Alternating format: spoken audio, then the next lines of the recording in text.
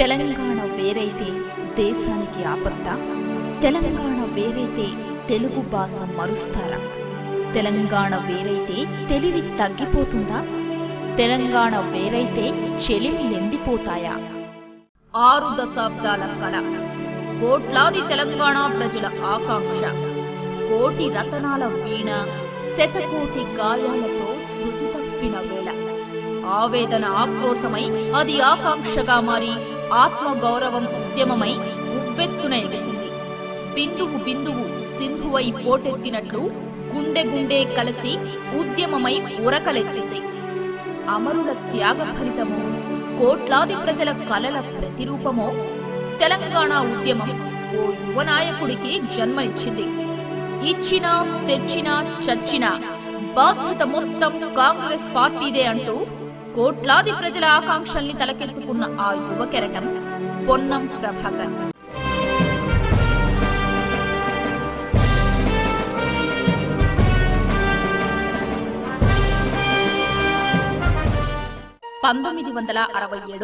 మే 8 తెలంగాణ రాజకీయ రాజధాని కరీంనగర్లో సత్తయ్య, మల్లమ్మ దంపతులకు పొన్నం ప్రభాకర్ జన్మించారు.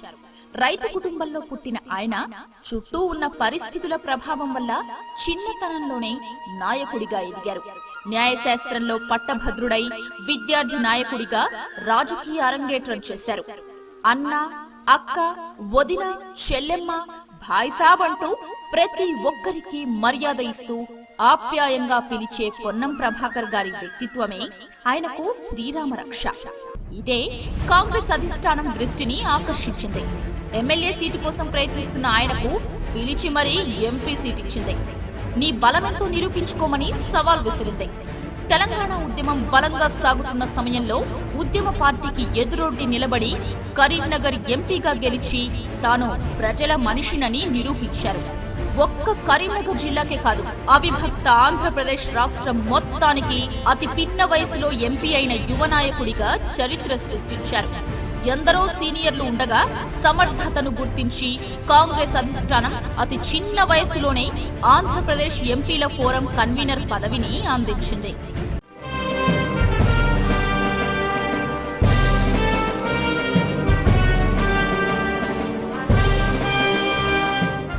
ఇదంతా ఓ ఎత్తైతే తెలంగాణ ఉద్యమాన్ని పొన్నం ముందుకు నడిపించిన తీరు మరో ఎత్తు. అధికార పక్షంలో ఉండి ప్రజల ఆకాంక్ష కోసం పోరాడిన పొన్నం ప్రభాకర్ గారి ప్రతి అడుగు ఓ చరిత్ర సృష్టించింది. రైలు రోకో సందర్భంగా అరెస్ట్, కరీంనగర్ జైల్లో 3 రోజులు, హైదరాబాద్ ఇందిరా పార్క్ వద్ద 2 రోజులు, కరీంనగర్ లో 1 రోజు నిరాహార దీక్ష, తెలంగాణ కోసం పార్లమెంట్ సభ్యత్వానికి రాజీనామా, స్పీకర్ తిరస్కరణ, తెలంగాణ ఆకాంక్షకై పార్లమెంటు స్తంభింపజేసే యత్నంలో 4 రోజుల బహిష్కరణ, మిలియన్ మార్చ్ లో పాల్గొనడానికి వెళుతూ సీఎం క్యాంప్ ఆఫీస్ వద్ద అరెస్ట్, ఎయిర్పోర్ట్ కు తరలింపు. తెలంగాణ రాష్ట్ర ఏర్పాటులో భాగంగా అధిష్టానంపై ఒత్తిడి తెచ్చి అఖిలపక్షం ఏర్పాటుకు కృషి. 2012 డిసెంబర్ 16న ఆంధ్రప్రదేశ్ కాంగ్రెస్ మేధోమథన సదస్సులో తెలంగాణ ఏర్పాటు కోసం ఒత్తిడి, గవర్నర్ ముందు సభాముఖంగా తెలంగాణ ఏర్పాటు చేయమంటూ అభ్యర్థన. 2013 ఏప్రిల్ 30 నుంచి పార్లమెంట్ ఎదుట సహచర ఎంపీలతో కలిసి 48 రోజుల దీక్ష. జూలై 30న కాంగ్రెస్ వర్కింగ్ కమిటీ సమావేశాల్లో తెలంగాణ ఏర్పాటు ప్రకటించిన అధిష్టానం సహచర ఎంపీలతో అధిష్టానాన్ని సంప్రదించి 10 జిల్లాల తెలంగాణ బిల్లు ఆమోదానికి సఫల యత్నం.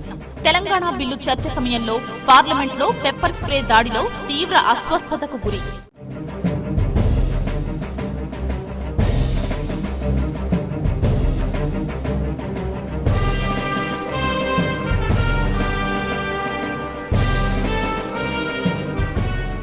ఇవన్నీ 6 దశాబ్దాల తెలంగాణ ఆకాంక్ష కోసం పొన్నం ప్రభాకర్ గారు ఎదుర్కొన్న సవాళ్లలో కొన్ని మాత్రమే.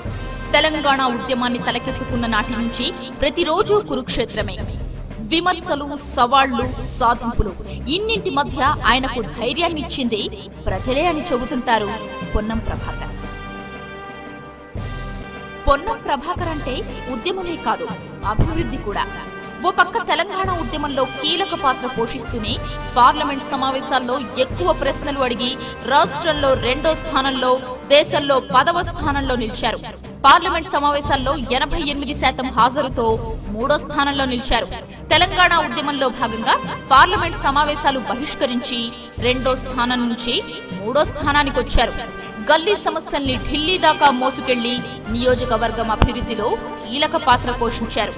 కరీంనగర్ నియోజకవర్గంలో కేంద్రీయ విద్యాలయం, సిరిసిల్ల కేంద్రంగా కేంద్ర ప్రభుత్వ బీడీ కార్మికుల సంక్షేమ వైద్యశాల, రాయపట్నం కోదాడ రహదారి 4 లైన్ల నిర్మాణం, కుడిహట్నూరు నుంచి ప్రకాశం జిల్లాలోని ఓడరేవుకు రహదారి నిర్మాణం కోసం సఫల యత్నం, కరీంనగర్ నుంచి తిరుపతికి, కరీంనగర్ నుంచి శబరిమలకు ప్రత్యేక రైళ్ల ఏర్పాటు కృషి, కరీంనగర్ జమ్మికుంట ఆదర్శ రైల్వే స్టేషన్లు ప్రారంభం, పెద్దపల్లి నిజామాబాద్ రైల్వే లైన్ నిర్మాణానికి రికార్డు స్థాయిలో 250 కోట్ల మంజూరు, తొలిసారిగా సిరిసిల్లలోని మగ్గాలను ఆధునికీకరించేందుకు 45 కోట్లతో ప్రత్యేక పథకం, యలగందుల ఖిల్లాలో లైట్ సౌండ్స్ ఏర్పాటుకు 4,63,00,000 మంజూరు, కరీంనగర్ FM రేడియో కేంద్రంలో 5 kV ట్రాన్స్మిటర్ ఏర్పాటు, కరీంనగర్ కేంద్రంగా పాస్పోర్ట్ల సేవా కేంద్రం ఏర్పాటు.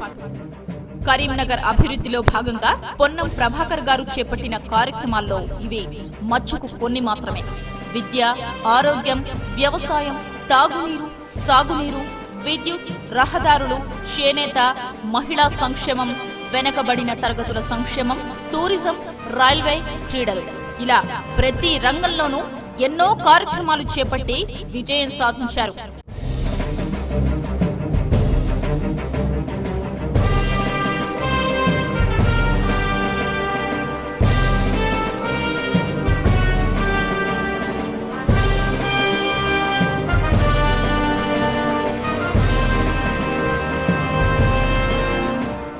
తెలంగాణ ఇచ్చినా, తెలంగాణ తెచ్చినా, తెలంగాణ కోసం చచ్చినా అది ప్రతి తెలంగాణ కాంగ్రెస్ నాయకుడి బాధ్యతే అని పొన్నం ప్రభాకర్ గారు చెబుతూ వస్తున్నారు.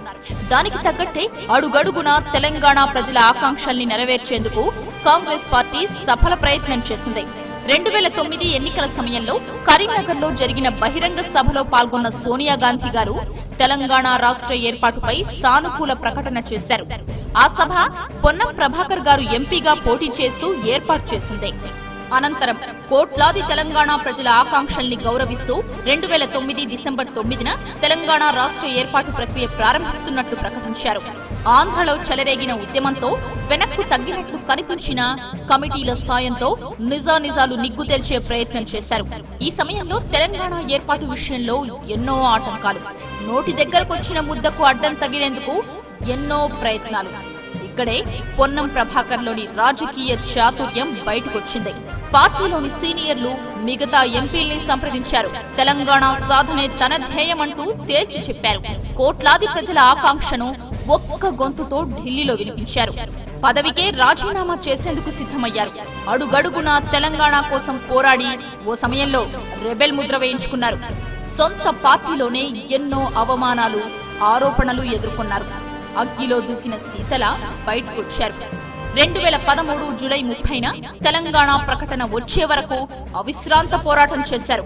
మొత్తంగా తెలంగాణ కాంగ్రెస్ ఎంపీల పోరాటం, తెలంగాణ ఇవ్వాలన్న సోనియమ్మ ఆశయం ఫలితంగా కోట్లాది ప్రజల తెలంగాణ కల సాకారమైంది. అందరినీ ఆప్యాయంగా పిలిచే పొన్నమంటే అందరికీ అభిమానమే. రాజకీయంగానే తప్ప వ్యక్తిగతంగా పొన్నం ప్రభాకర్ గారు అజాతశత్రువే. తెలంగాణ కల సాకారమయ్యేదాకా ముందుండి పోరాడిన పొన్నం ప్రభాకర్ గారు 60 ఏళ్ల కల ఫలించాక పార్లమెంట్లో వ్యవహరించిన తీరు యావత్ దేశం దృష్టిని ఆకర్షించింది. సోనియమ్మ దగ్గరకు వెళ్లి అమాంతం ఆమె కాళ్ల మీద పడి భావోద్వేగాలు నిండిన కళ్లతో కృతజ్ఞతలు తెలిపారు. ఈ ఒక్క సందర్భం చాలదా తెలంగాణ ప్రజల ఆకాంక్షను ఆయన ఎంత బలంగా మోసారో చెప్పడానికి? అనంతరం హైదరాబాద్ వచ్చి అక్కడి సంబరాల్లో పాల్గొన్నారు. కరీంనగర్ లో జరిగిన సంబరాల్లో చిన్న పిల్లాడిలా మారిపోయారు. కాంగ్రెస్ 12 మంది పార్లమెంట్ సభ్యులం. తెలంగాణ ఆకాంక్షల ప్రతి ఉద్యోగి యొక్క బాధ్యతను ఢిల్లీ కేంద్రంగా పార్లమెంట్ లో వినిపించి ఈ 15వ లోక్సభలో తెలంగాణ అనేటువంటి నిర్ణయాన్ని సోనియా గాంధీ గారు ఖచ్చితంగా అమలు చేసే విధంగా మా బాధ్యతను, నాయకత్వం వినిపించి అమ్మ నిర్ణయం తీసుకుని ఈరోజు అమలు చేసేటువంటి విధంగా మా బాధ్యత తీసుకున్నాం. ఈరోజు మేమందరం కూడా ఈ 15వ లోక్సభ సభ్యులుగా కావడం మా ధన్యం జీవితం అనే మాట సందర్భంగా మనం చేస్తా ఉన్నాను. కోట్లాది ప్రజల తరపున తెలంగాణ కల సాకారం కోసం పొన్నం నిలబడడానికి కారణం లేకపోలేదు. ఆయన మట్టి విలువ తెలిసిన ఓ సాధారణ రైతు బిడ్డ, కష్టం విలువ తెలిసిన తెలంగాణ ముద్దు బిడ్డ, కన్నీటికి చలించిపోయే తెలంగాణ తల్లుల చిన్న బిడ్డ. అందుకే తాను ఎంతో గౌరవించే పార్టీకి ఎదురొడ్డి నిలిచారు. తెలంగాణ ఇస్తే తప్ప కదిలేది లేదని భీష్మించు కూర్చున్నారు. నాయకులందరినీ ఒకే తాటి మీదకు తెచ్చి ముందుకు నడిపించారు. పోరాడితే పోయేదేం లేదు, 6 దశాబ్దాల ఆకాంక్ష తీరడం తప్ప అని ఎలుగెత్తి నినదించారు. ఎన్నో పార్టీలతో సంప్రదించారు. ఎందరో నాయకుల్ని కలిశారు.